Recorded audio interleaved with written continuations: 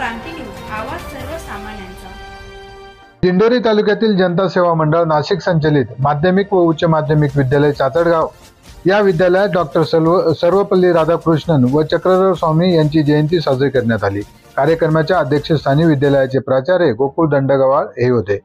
यावेळी प्रतिमा पूजन करून कार्यक्रमाची सुरुवात करण्यात आली। शिक्षक दिनाच्या निमित्ताने विद्यालयाच्या मुख्याध्यापिका म्हणून इयत्ता 10वीतील विद्यार्थिनी विद्या पताडे हिने कामकाज पाहिले आहे। यावेळी विद्यार्थ्यांनी शिक्षकांच्या भूमिकेत कामकाज केले आहे व सर्व शिक्षकांचा यावेळी सत्कार करण्यात आला।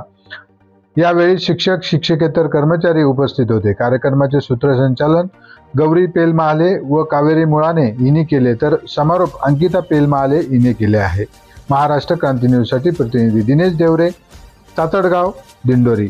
संपत राहते असे उत्तुंग व्यक्तिमत्व सोबत सूर्याचे तेज असलेले व सदैव उत्तम कार्य करून आपल्यासाठी आदर्श निर्माण करणारे श्री माननीय मुख्याध्यापक सर दंडगवाळ सर कार्यक्रमाचे अध्यक्षस्थान स्वीकारतील अशी मी त्यांना विनंती करते।